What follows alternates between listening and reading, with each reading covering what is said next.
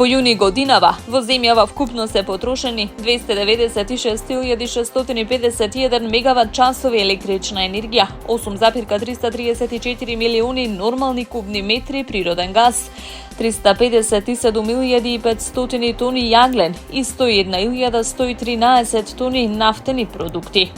Според податоците од Државниот завод за статистика, 100% од потрошената електрична енергија е од домашно производство, а 99,9% од вкупно потрошениот јаглен се употребени за производство на струја.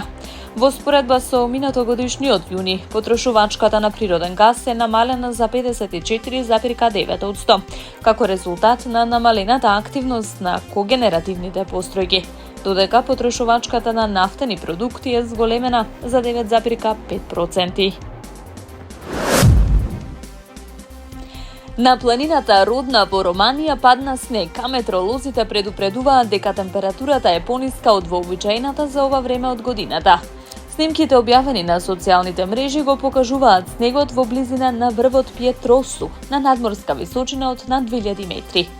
Според Романската национална метеоролошка агенција, температурата во овој период е пониска од нормалната, а во градот Мира Куреа, Чиуч, регистрираната температура е минус 1 степен Целзиусов.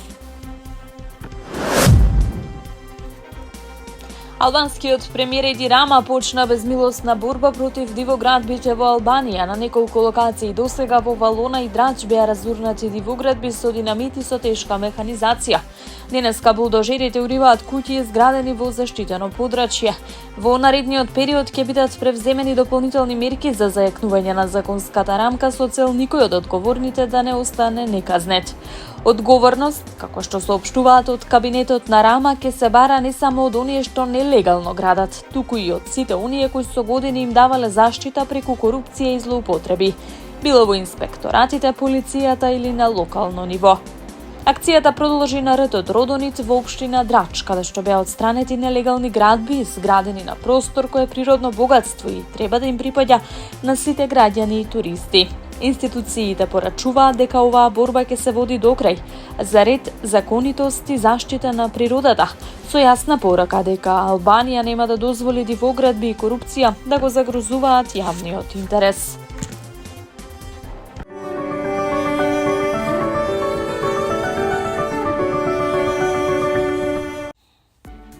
Сончево време со мала до умерена облачност, попладне во источните делови со услови за локален краткотраен дожд, ќе дува слаб до умерен ветер претежно од јужен правец. Минималната температура ќе биде во интервал од 9 до 18, а максималната ќе достигне од 27 до 34 степени.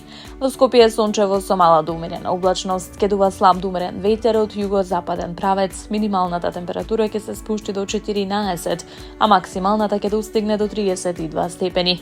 Како што соопшти Управата за хидрометеоролошки работи, до петок времето ќе се задржи претежно сончево и топло, со постепен пораст на дневните температури. Ќе дува слаб до умерен ветер од јужен правец. За време на викендот времето ќе биде променливо облачно и нестабилно со локален пороен дожд и грмежи. Во сабота ќе дува умерен до засилен југозападен, а во недела ветерот ќе го смени правецот во северен.